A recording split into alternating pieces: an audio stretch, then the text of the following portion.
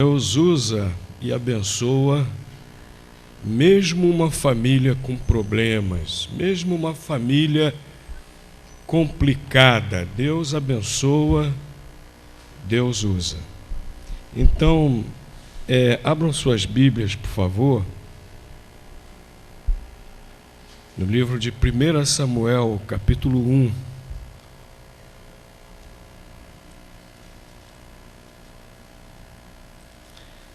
Tem o livro de Pentateuco, os livros do Pentateuco, né?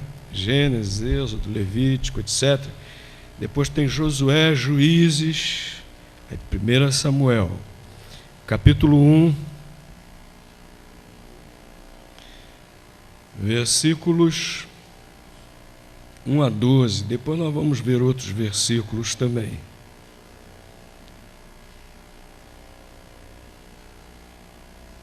Primeira Samuel, capítulo 1, versículos 1 a 12.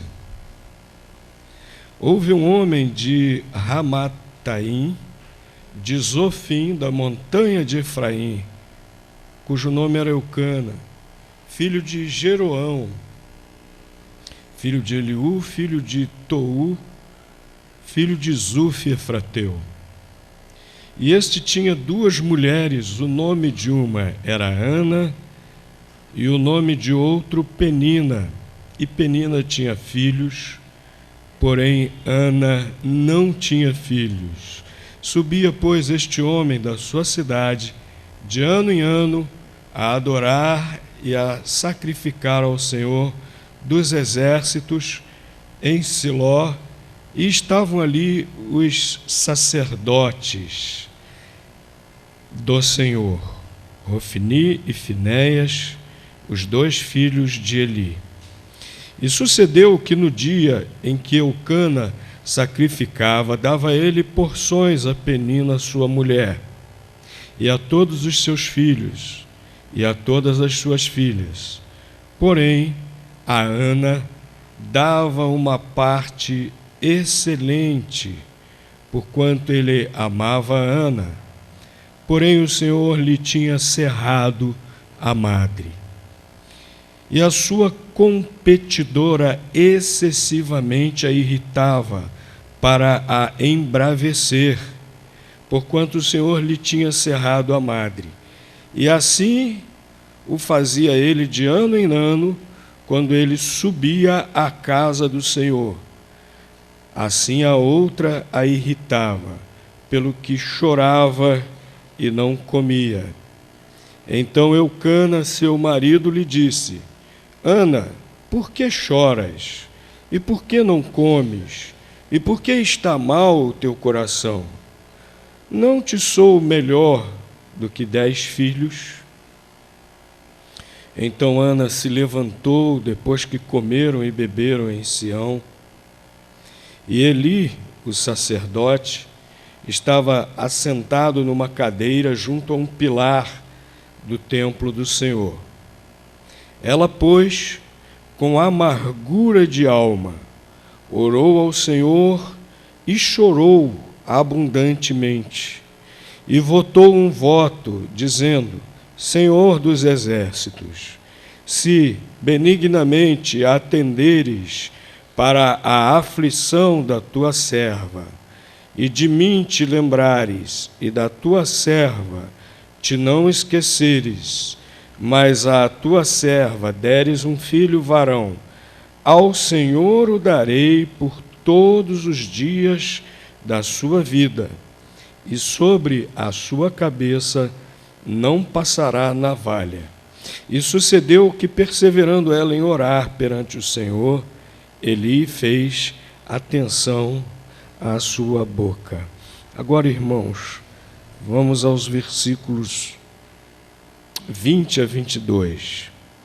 E sucedeu que, passado algum tempo, Ana concebeu e teve um filho, e chamou o seu nome Samuel, porque dizia ela: o tenho pedido ao Senhor.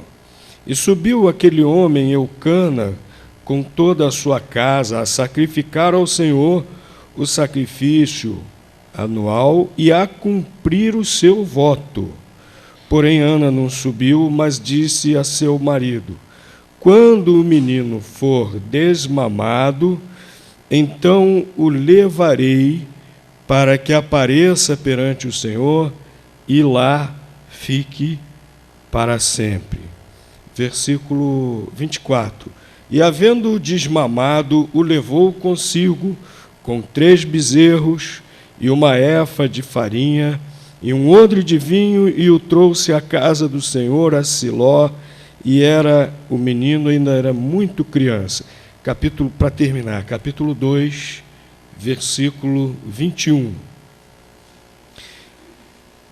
Capítulo 2, versículo 21. Visitou, pois, o Senhor a Ana, e concebeu, e teve 3 filhos e 2 filhas, e o mancebo Samuel crescia diante do Senhor.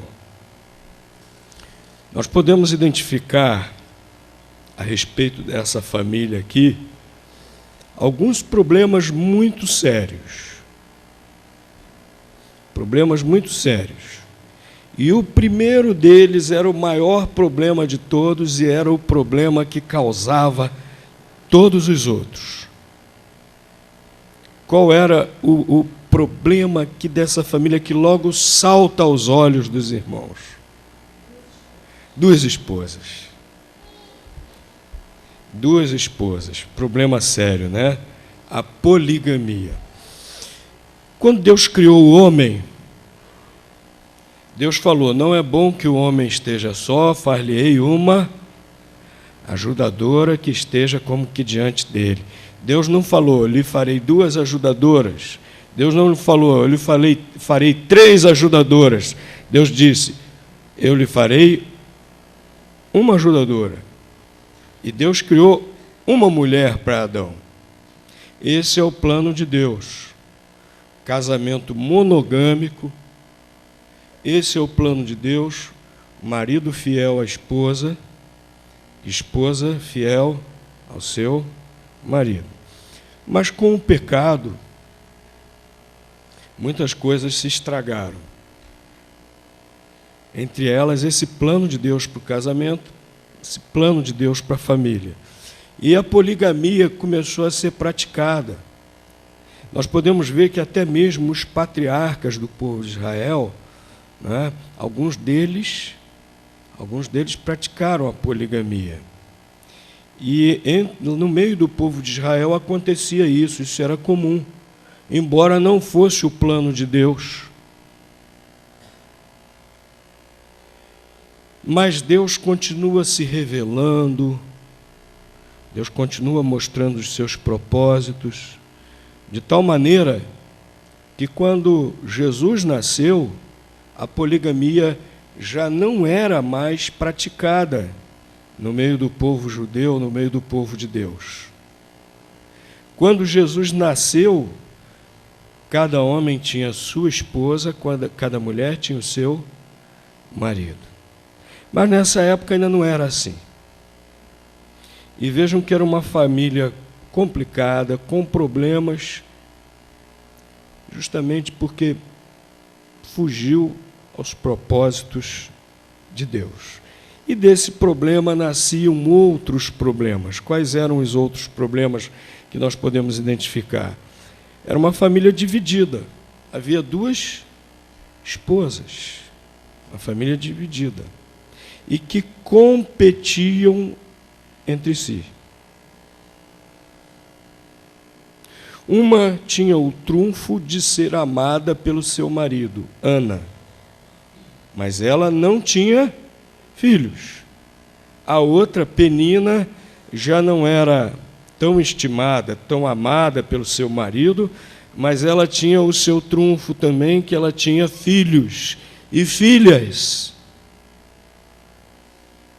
E, além do desejo natural, né, que cada pessoa possui, principalmente as mulheres, de ter filhos, entre o povo de Israel, a mulher que não tinha filhos era considerada como esquecida de Deus. A mulher que não tinha filhos era considerada como que até mesmo desfavorecida por Deus.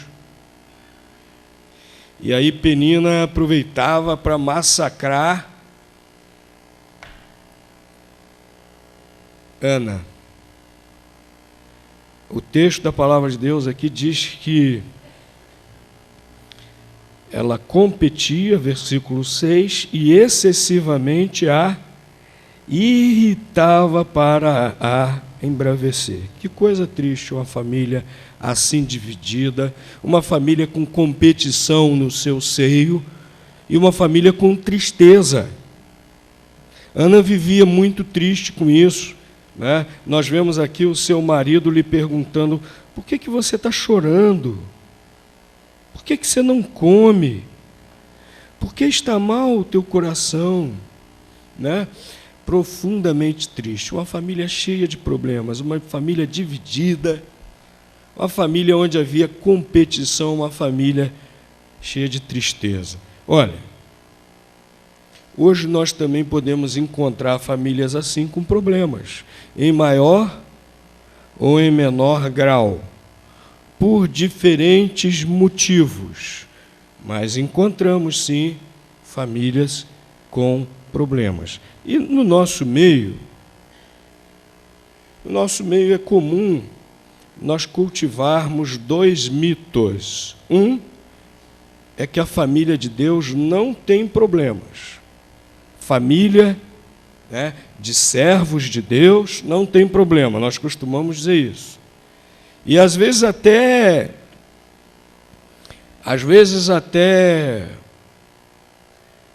falamos coisas que não são verdade. Às vezes estamos pregando o Evangelho e dizemos para a pessoa: olha, aceita Jesus como Salvador, que os seus problemas vão desaparecer. Aceita Jesus como Salvador, que sua família não terá mais problemas. Isso não é verdade. Nós somos seres humanos. Nós somos falhos. Jesus Cristo nos regenera. Jesus Cristo manda o seu Santo Espírito habitar em cada um de nós. Ele está atuando em nós, nos aperfeiçoando. Mas nós vemos na própria palavra de Deus que isso é um processo. Isso é um processo que se inicia no momento da nossa conversão. E assim sendo, pode ser que nossas falhas, nossos defeitos vão interferir, sim, nos nossos relacionamentos familiares. Não existe família perfeita. Então, esse mito de que família de Deus, família de servo de Deus não tem problemas, olha, isso aí a gente tem que tirar da cabeça. Sempre vai ter algum problema. Agora, é lógico, nós estamos vendo aqui justamente nesse texto da palavra de Deus, que mesmo assim, Deus vai abençoar, Deus vai usar. E é esse o outro mito que cai por terra. Porque muitas vezes a gente pensa assim: Deus só vai usar uma família perfeita. Deus só vai abençoar uma família perfeita. Não, não é assim. Nós estamos vendo nesse texto da palavra de Deus uma família de servos de Deus. Nós vimos que eram servos de Deus. Tinham problemas, tinham.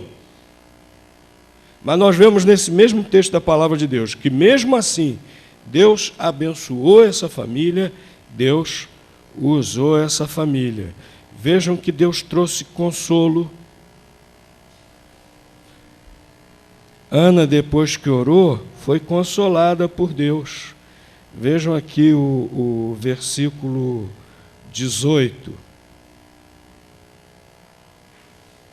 Eli fala para Ana assim: acha tua serva graça em teus olhos, diante dos olhos de Deus.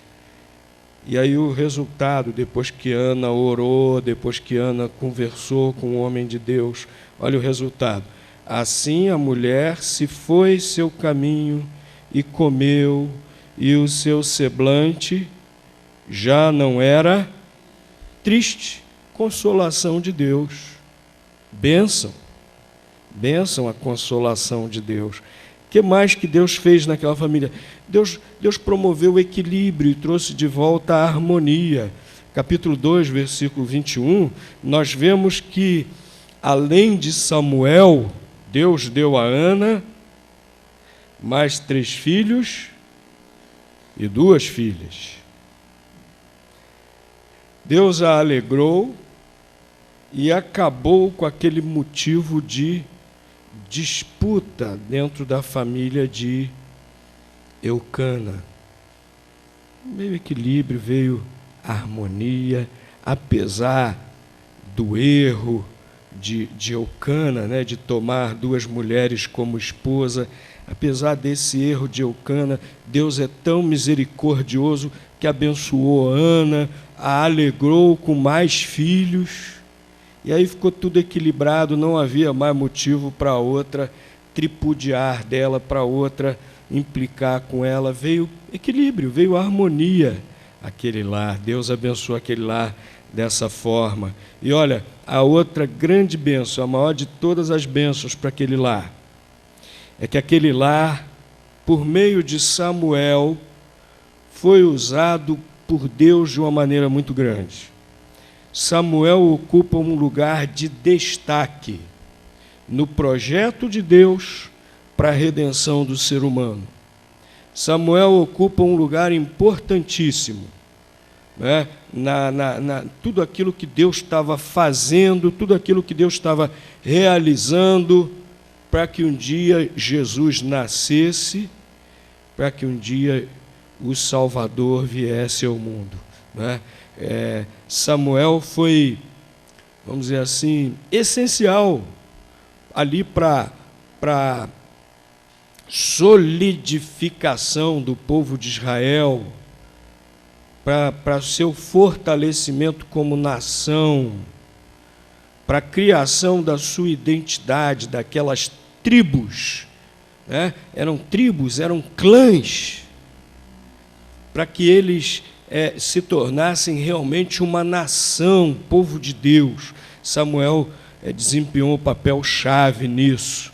E um dia daquele povo nasceu Jesus Cristo Salvador. Então a maior bênção de todas dessa família foi que Deus a usou dessa forma. Agora, como é que mesmo uma família com problemas, pode ser abençoada e usada por Deus? Como é que mesmo uma família com problemas pode ser usada, pode ser abençoada por Deus? Em primeiro lugar, era uma família que servia a Deus. Era uma família que se consagrava a Deus, apesar dos seus problemas, das suas falhas, dos seus erros. Era uma família que tinha consciência que precisava servir a Deus, que precisava andar na presença de Deus, que precisava fazer o melhor para Deus. A gente vê aqui o chefe dessa família, ele fazia questão de todo ano ir aonde estava o tabernáculo, o templo de Deus. Ainda era o tabernáculo, ainda não era aquele templo que foi construído depois, séculos depois, por Salomão. Era um templo ainda provisório, ficava na cidade de, o texto aqui diz, Siló.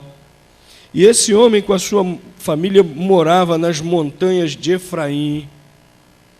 E mesmo assim, com as suas esposas, os seus filhos, ele todo ano fazia viagem até Siló para oferecer sacrifícios, para adorar a Deus, como prescrevia o livro de Levítico.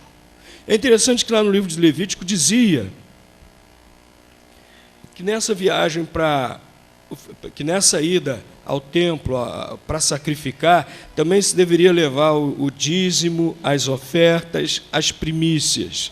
E no livro de Levítico também diz que se alguém não pudesse fazer isso, que não fosse, né? Mas que fizesse suas ofertas a Deus onde estivesse, distribuindo com a população, com os pobres, etc. Se não pudesse ir. Mas Eucana fazia questão de ir anualmente. Ele não ficava nessa história, não posso, estou complicado, moro longe a beça, esse monte de filho pequeno aqui que eu tenho de penina, minha família, não dá, é complicado, eu vou usar daquele recurso que a própria lei aqui estabelece, quando eu não posso ir. Negativo. Eucana era homem que levava a sério o seu relacionamento com Deus, embora influenciado ainda por esse costume da época da poligamia, embora ainda influenciado por isso, mas ele levava a sério o seu relacionamento com Deus, era homem consagrado a Deus, era homem que queria servir a Deus, e para ele não tinha desculpa. Todo ano ele ia, todo ano ia lá sacrificar, cumprir os seus votos e levar as suas ofertas, seu dízimo, suas ofertas pacíficas, né, as primícias, tudo aquilo que o livro de Levítico prescrevia. Homem consagrado, homem dedicado a Deus, com a sua família. Deus abençoa a família que o serve. E mais, vejam que quando Deus abençoou-os e principalmente a Ana, com o seu primeiro filho, Samuel, Eucana, ele estava apressado em cumprir o voto. E é interessante que aqui o texto diz, final do versículo 21, cumprir o seu voto. Interessante que não diz cumprir o voto de Ana. Não, Eucana levava tão a sério as coisas de Deus, que se a esposa dele fez aquele voto agora também era dele. E ele estava apressado para cumprir o voto. Era homem que servia a Deus, era homem que levava a sério as coisas de Deus. Então vejam, meus queridos, que Deus vai abençoar e usar a família que serve a Deus, que leva as coisas de Deus a sério, que se consagra realmente a Deus. Deus vai abençoar essa família, mesmo que haja problemas ali. Deus há de abençoar. E Deus abençoa também a família em que há oração. Ana estava com aquele problema, o que ela foi fazer? Ana estava profundamente triste com aquele problema, o que ela foi fazer? Ela estava numa situação aqui de limite, né? Ela não aguentava mais essa situação, a outra irritando, perseguindo, além da tristeza, da frustração dela, a outra implicando, irritando o tempo todo, para ver se ela se descontrolava, né? Ela estava numa situação limite, o que ela foi fazer? Saiu no tapa com a sua competidora, não aguento mais, vou dar um jeito nessa situação. Saiu no tapa com a sua competidora? Não. Eucana, dá um jeito nela, Eucana. Dá um jeito nessa tua mulher aí que você tomou, você é um polígamo. Agora você tem que dar jeito. Essa mulher está me irritando aí a beça. Dá um jeito nela. Começou a brigar, a discutir com o marido, foi isso que ela fez? Não. O que ela fez? Foi orar. Meus irmãos, tanta coisa que às vezes a gente se sente no limite, às vezes até a gente se sente achando que vai fazer alguma bobagem, e não é para fazer bobagem nenhuma, é para fazer o quê? Joelho no chão, orar. Deus vai abençoar, Deus vai usar a família onde há oração. E às vezes nós queremos resolver tudo. Às vezes nós queremos usar as nossas próprias soluções. E muitas vezes aí é que a gente estraga tudo. Muitas vezes a ocasião exige oração e não ações precipitadas. Ana estava numa situação limite, mas ela não perdeu o controle. O que ela fez? além de chorar, além de se abater, o que ela fez foi orar. Ela buscou a presença de Deus. Eles já estavam ali no templo para sacrificar. Ela entrou no templo e foi orar. E fez um voto a Deus, dizendo que se Deus lhe desse filhos, esse seu filho, ela entregaria para Deus. Olha só, Ana não queria um filho para ela. Ana queria um filho para entregar para Deus, né? E aí ela foi orar, orou. E o seu marido concordou com a sua oração, porque eu já mencionei aqui, está no versículo 21, que o voto de Ana, ele fez o seu próprio voto. Ele concordou com a oração de Ana. Meus queridos, família onde tem oração, mesmo que haja muitos problemas, família em que há oração, Deus vai abençoar. E Deus vai usar. Nós não podemos ficar acomodados. Toda família tem problema, é assim mesmo.